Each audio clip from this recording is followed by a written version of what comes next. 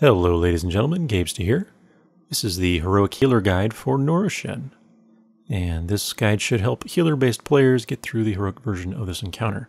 You can check out the other videos for this fight by clicking on the bottom there, any of the annotations. So let's do this. So believe it or not, mechanically this fight on Heroic is identical to the normal version, except for one minor difference, which is that you get 5 of the golden orbs to begin trial periods instead of 2.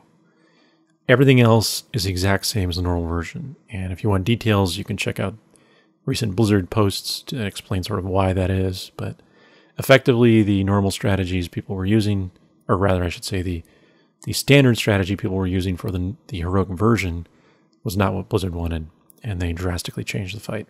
So, mechanically, everything you did on normal will work just fine on the heroic version for this. It's simply a matter of the numbers being a lot higher.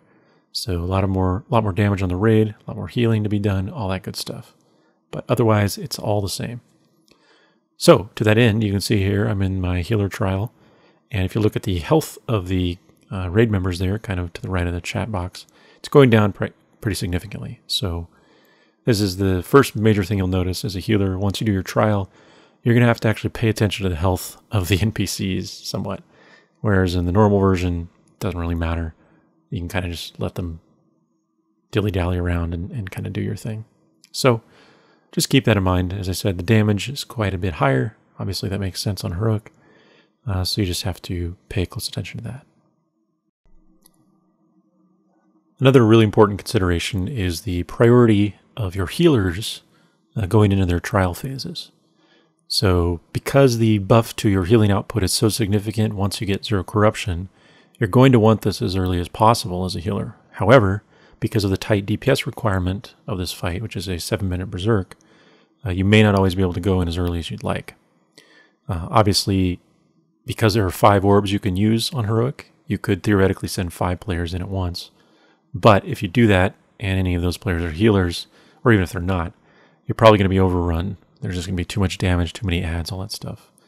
So, figure out within your healing team and the rest of the raid where you fit in properly to enter and complete your trial. Again, the earlier the better in terms of healing output, but especially if you're using 3 healers, you can probably delay your healers going in a while to allow your DPS to get in there earlier and therefore come out with more damage for the boss. And that'll help your overall berserk timer as well. So, for us with 2 healers, we decided to do healers on the 3rd and the 5th round effectively, and that seemed to work pretty well. So if you have 3 healers, you could probably push that back later, but if you had 2, you want to kind of do it somewhat early so you get those buffs out quickly. Another major important note for healers is the ramping up of the damage just from the boss's AE ticks. Specifically, when the boss gets around 30% or so, the damage from this is super high, and this is really where you need to maximize your healing per second output, your raid positions, your cooldowns, all that good stuff. You need a good priority of cooldowns, healing rotations, all that to survive the damage, especially if you're using 2 healers. So the best thing you can do that we found is once you get below that 40-30% threshold, make sure the entire raid except for your tank is stacked up on one position.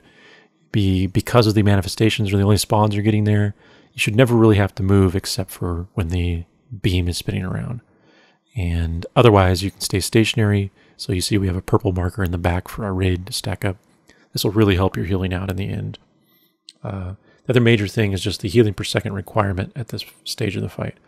Leading up to the 30% marker, so the healing per second is around 500 to 600,000, around there. But post 30%, it jumps up significantly to around 750 to 800,000. And you'll see spikes of close to 900 once you reach kind of the last 10% of the fight. So as I said, that's really where you need those cooldowns going, healing per second cooldowns, or just simply damage reduction cooldowns. And especially if you're close on the berserk timer, it may be in your interest as a raid to ignore the last few manifestation spawns, just tank them and allow your tanks to hold them while your DPS focus on killing the boss. And then again, that'll help your healing overall as well. Anyway, just keep that in mind. That's kind of the main thing for the final burn phase. Whereas on normal, you're kind of able to ignore a lot of it. But on heroic, it matters quite a bit.